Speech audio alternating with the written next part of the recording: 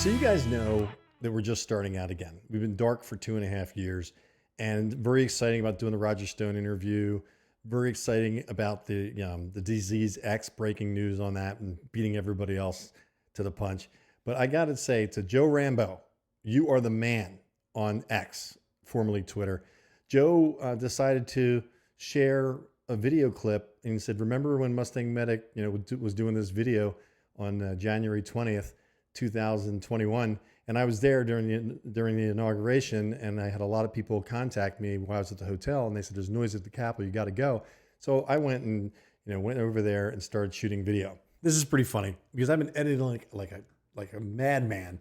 This is how I do it. This is iMovie, and then as I was taking these video clips, right, and putting this thing together, I'm sitting there and I'm looking, looking and looking, and I looked down at my watch, right, and my watch actually shows that my heart rate was going up.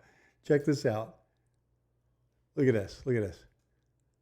Is that not funny? High heart rate. Your heart rate rose above 120 BPM, beats per minute, while you seem to be inactive for 10 minutes starting at 3:24 p.m. That's me watching the videos and getting excited all over again. And, I thought it was hilarious, and I had to share that with you. Yeah, my pulse rate actually went up. So here we go. Let's take a look at the video that was shot on January 20th.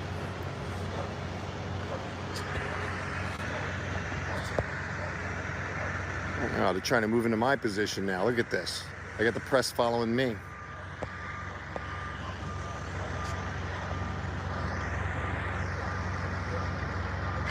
South Korea? Do I understand that number correctly? I'm confused what the cross W and the 50,000 means. Yes, sir. Very good. I know. I've been everywhere. I got here. I heard the news, but I had my viewers contacting me saying there's sound at the Capitol. There's sound at the Capitol. So I just came out and started. You're streaming live? Yeah, I'm streaming live. Oh, cool. Yeah, I'm a show. It's MustangMedic. Oh, nice. Are you you're here for the inauguration? I got here. You're gonna laugh. I got here. Would you mind if we would chat at you on camera? Yeah, I just got to keep. I can do camera, but I got to keep. I have about 1,700 people on here right now. So. Okay. Yeah. My name's Donny O'Sullivan. Hello, Donny. With CNN. Oh, CNN? Yeah. I actually met one of your people. Would you mind if you? Sure. All right, I'm doing a CNN interview, guys, while I'm filming us. Here, say hi, guys. There's CNN. We good? Can you tell us your name, sir? William Wieting, Wieting. And where are you from? New Jersey. And why are you here tonight? Well, it's kind of a funny story. I got here at the inauguration, and before you ask, no, I was not in the Capitol. I was between the Washington Monument and the Ellipse, so I never got close to the Capitol or anything. Oh, so I came for the rally, and then I ended up staying every day until now. I've been here 15 days. Okay, so you traveled here. I traveled here from New Jersey, picked up a friend in the Baltimore airport for a 2-day trip, and stayed. So you're a Trump supporter? I am a Trump supporter. And so you came here for the rally on January 6th. I did. Which turned into a violent mob. Oh, well, no, it wasn't a violent mob. It was a small group of radicals that attacked the Capitol. It was like, there was like, I think it was like 500,000 people here. I met a lot of very nice people. I mean, everybody I met was very, very loving. I did see a couple people that seemed like they were unfriendly and wearing Trump hats. I didn't think they fit the crowd, so it was suspicious. And obviously you would agree that the scenes that took place inside the Capitol were disgraceful. Absolutely disgraceful. And there's no, I've been against violence in Portland. I've been against violence by Antifa, by BLM, and by whoever those people were that possibly were imitating Trump supporters. And I do believe some Trump supporters got ushered in and got part of the crowd. But it didn't make sense being Trump supporters. Let me tell you why. They attacked before Mike Pence made the decision on Arizona. And as a Trump supporter, we were all waiting for what is Mike Pence going to do? Is he going to certify the Arizona votes? So it was counterproductive to attack the Capitol and not find out what was going to happen, and it delayed everything. So that's why I don't think I don't think they were Trump supporters. I believe it was a false flag operation to allow the senators to suddenly decide to basically choose to certify an election with more than a 1% error rate, which is unconstitutional. Is what you're describing though a bit of a cop-out? Are you trying to blame Antifa and imaginary left-wing activists? Imaginary left-wing activists? Who's imaginary? You just said imaginary. Do you not accept that Trump supporters were responsible for the violence here on the 6th of January? I think that Trump supporters got ushered in. I do not think it was organized by them. I think that there was other people that were nefarious trying to create a distraction from a fraudulent election. Are you a QAnon believer? No, I'm not a QAnon believer. I think there's a lot of theories. Some of them have come true that QAnon people have talked about, but I'm not necessarily a Q follower. And so tell us. I'm aware of QAnon. You came here, sir, for the 6th of January protest. Why was it important for you to be here? I was kind of concerned because it looked so bad. I didn't think a lot of people were going to come, and I didn't know what to do anymore. I kept hearing about everything that's going on. I'm like, what can I do? What can I do? And me just being just an average person, you know, with a show about Ford Mustangs, I was like, well, I can show up physically and show my support. I was surprised how packed it was. I mean, I think there's like 500,000 people there. People, they got all different numbers, but I was packed in, and 600 feet around me I was so packed you couldn't move. Yeah, I was there too. You know, and we both know the president tends to talk long, so we were stuck there for like an hour and a half like this, and it was like lava. We were like moving. The crowd was moving around.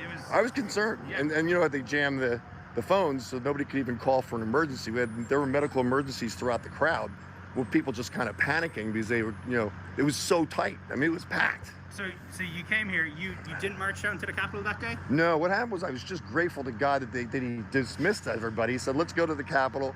I didn't read it at all as a sign like, let's attack the Capitol or do anything like that. I was just grateful to God that the crowd was dissipating. So I started moving down, and I was videoing all the people that were doing the witnessing, you know, the preaching. There's a lot of Christians there. And so where did you go? I just went down the street.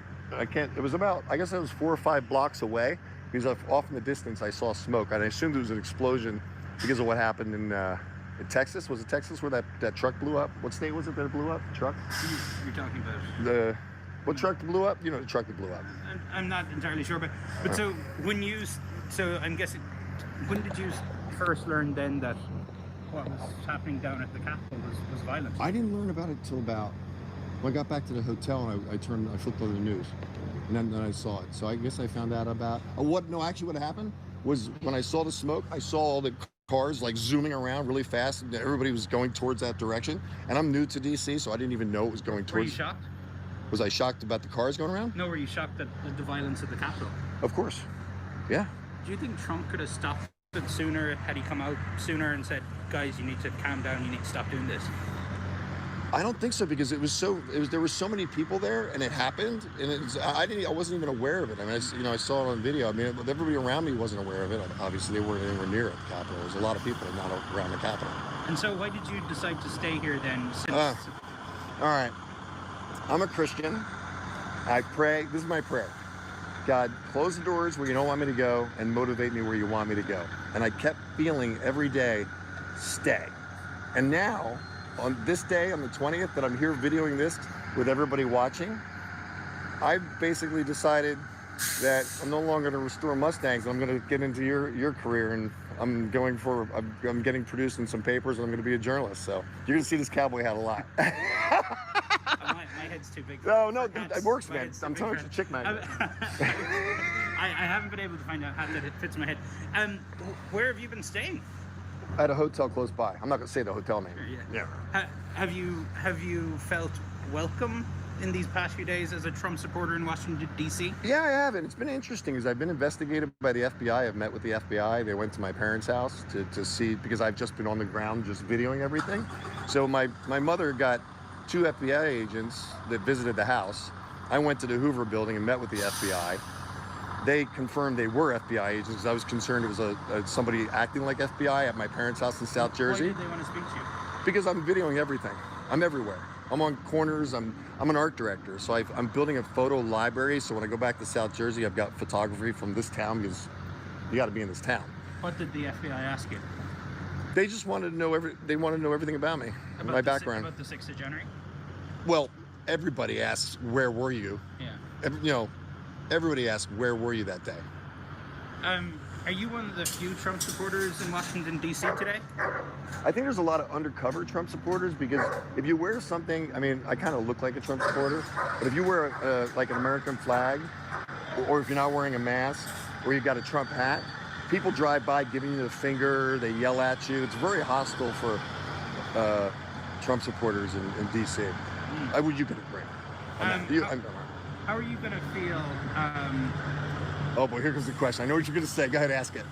How are you going to feel when Biden is inaugurated at noon today? You're going to ask me that. I don't believe. This sounds so crazy, and I recognize how crazy this sounds, but I don't believe Joe Biden is going to be sworn in as president today. I don't.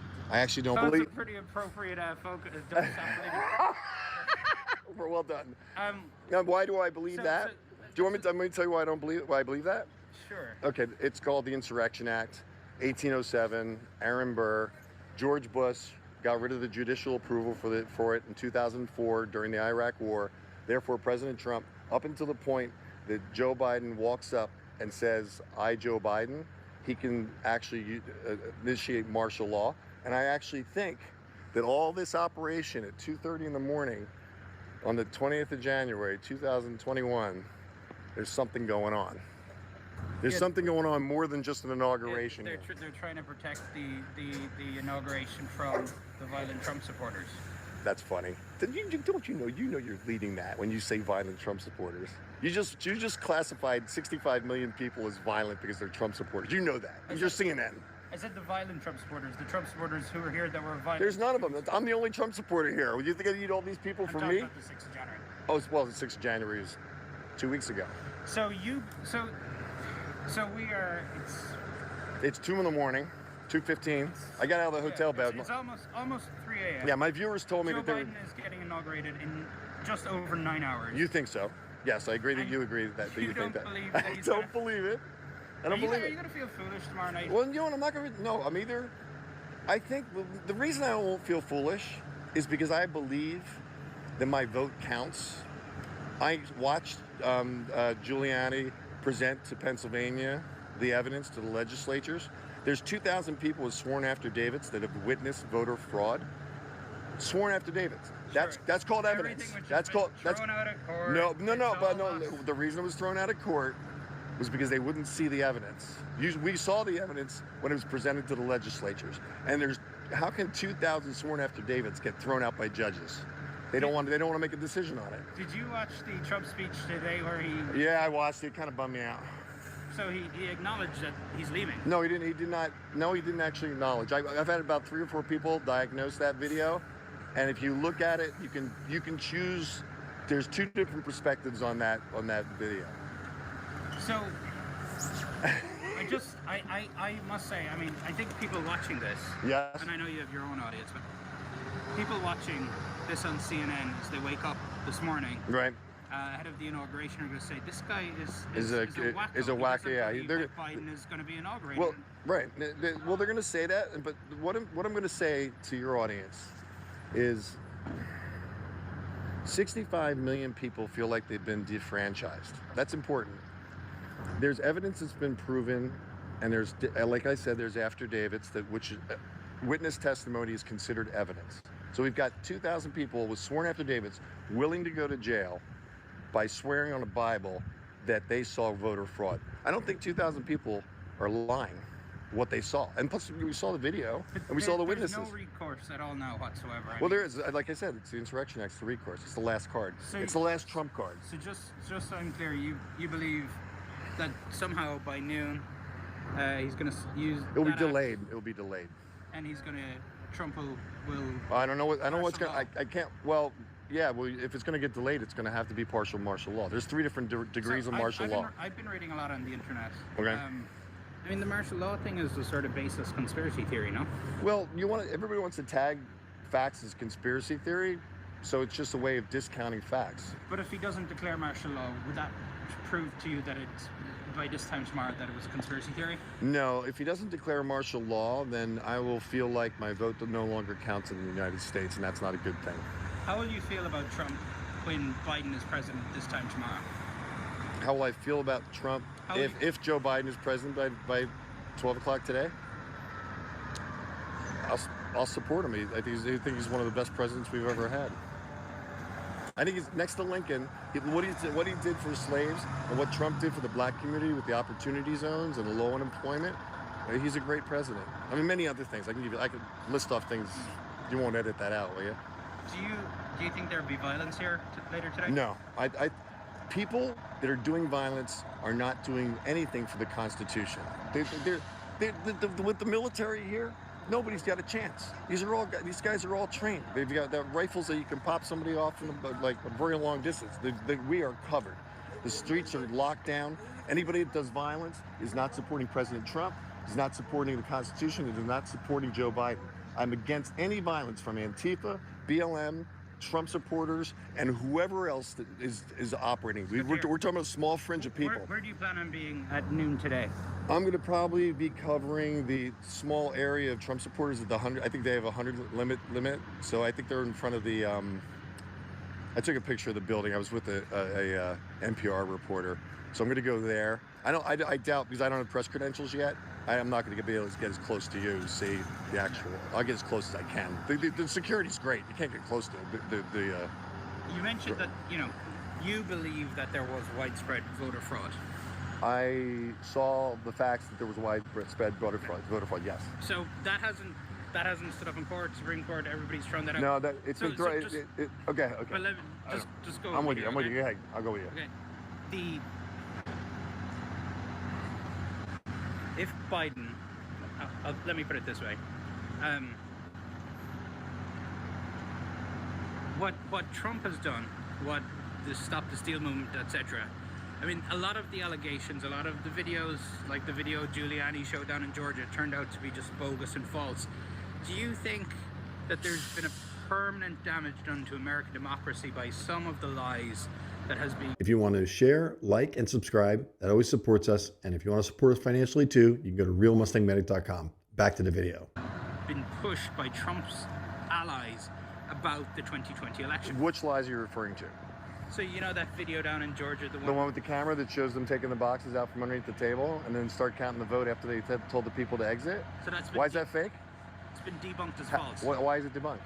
Have you not seen the debunk? I saw the video. Have you not seen the debunk? What the debunk is? What do you mean the debunk? What's the debunk? So you have did you hear about the Georgia Republican election officials who explained how that video presented by Giuliani was taken totally out of context? No. Where do you get your news? Well, I used to get it from Fox News, and then November 3rd I gave up on Fox News. It was really sad. Because of Arizona? Yeah. When they called it, it was 18 Newsmax, Epoch Times. There's a couple other ones. They'll come to me in a second. Oh, yeah? Yes, and there's one, Right Side Broadcasting. They're good guys. So could you repeat your name again for us? William Wieting, W-I-E-T-I-N-G, New Jersey. And where in New Jersey are you from? South Jersey. South Jersey. And just again, it's what's incredible to me is I've talked to people. I've done like I said, I've done probably 30 interviews. I did 8 interviews a day because of this cowboy hat and the way I look. Everybody's like wants to interview me. Well, we came up to you because you're the only guy. I know. I got the scoop on you guys. I was here a half an hour before singing that for the record. Okay. We were actually here. I didn't see it. Fake news. No, they didn't say fake news. You said it. Oh. Thank you very much for your time. I appreciate. Yeah, my mother's gonna kill me because she's gonna see. Everybody's gonna see this guy like he was on CNN. He's a Trump supporter. Can I get your number? I might touch base with you tomorrow. I will happily do an interview with you after whatever happens after 12 o'clock. This time tomorrow. I will either eat humble pie or you're gonna apologize to me. Okay. Oh boy, it's gonna be a tough interview if this doesn't work out. I'm putting it all on the line for the record. It's me. What's your number? 856. 332. 9044. 9044. Mustang Medic is what I go by. If you would actually say Mustang Medic, I would truly appreciate it. You know what I mean? That's my brand name. Thanks Mustang very much Medic. for your time. Stay safe. Thanks, guys. Oh, thank you. All right, guys, you just participated in a You just participated in a CNN interview. How do you feel? How does that feel? Was that good? I'm getting a lot of silence calls. Was that wild, guys? Huh? Was that wild? Being in a CNN interview? So when you see the camera where I'm holding it, that's you. Do you guys think I handled that well? How did I handle the interview at CNN? Did I handle it well? No, I didn't handle it well. No, I didn't handle it well. Why didn't I handle it well? No? No, oh no, video. Come on, guys. You'll see the video. It's going to be on CNN. I couldn't look at the camera. It would have been really obnoxious if I stuck the camera in his face. I didn't want to do that. So I kept the live feed going. You got to give me credit for that, man. You guys are tough. So that aired first. Now, the inauguration happens. I see a citizen journalist up on the top of the building. He did video it, confirmed for me that the inauguration actually did happen. And then here's the follow-up video. I had to keep, I'm a man of my word. And I told him I would do a video after the inauguration, which I, at the time, didn't think was going to happen. And I had to eat crow a little bit. And here's the interview that they showed. The election was stolen. Biden would never become president. Trump would round up the so-called deep state in a reckoning. It was all part of conspiracy theories like QAnon that many Trump supporters bought into. How are you going to feel when Biden is inaugurated at noon today? You're going to ask me that. I don't believe, this sounds so crazy, and I recognize how crazy this sounds, but I don't believe Joe Biden's going to be sworn in as president today. We met Trump supporter William Wieting here in Washington early on the morning of the inauguration. He says he's not a QAnon believer, but he does espouse some of its theories. I mean, the martial law thing is a sort of baseless conspiracy theory, no? Well, everybody wants to tag facts as conspiracy theory, so it's just a way of discounting facts. But if he doesn't declare martial law, would that prove to you that it's, by this time tomorrow, that it was a conspiracy theory? No, if he doesn't declare martial law, then I will feel like my vote no longer counts in the United States, and that's not a good thing. Wieting and many other Trump supporters are living in a world of conspiracy theories. As the reality of Joe Biden's presidency set in, some QAnon forums were filled with people coming to the realization that they had been duped. Joe Biden was just sworn in about 15 minutes ago. So, I met you right here. Here in the dark last night. Last night, it was about 3 a.m. You were out here streaming live on YouTube. Do you feel like you've been duped, that you've been tricked, that you've been fooled in some way here? Actually, no. The way I felt was when I saw, I was waiting up until a minute that he said, "I, Joe Biden," like when he's right, I'm watching him walk up, I'm thinking to myself, my life's about to completely change because I've been saying I'm either a conspiracy theorist or I'm a prophet, kind of like, it's kind of Christian humor, I'm not a prophet. But I was just kind of in shock, and I thought I had to reevaluate everything, the way my life was going to be now, because it's so different than my expectations. And I literally was just kind of walking around like, what now? Still others will stick to the plan, believe that there's some sort of great dramatic revolution that's going to happen at any second. Still others will probably be recruited into even more dangerous and more militant extremist movements. It's not as if all of this is going away now that Biden is president. No, I'm afraid not. Do you think maybe the way you were wrong about Joe Biden being not sworn in, you might be wrong about the whole election rigging thing? No, I'm convinced the election was a fraud. I also spoke to this Trump supporter after Biden was sworn in. Have a listen.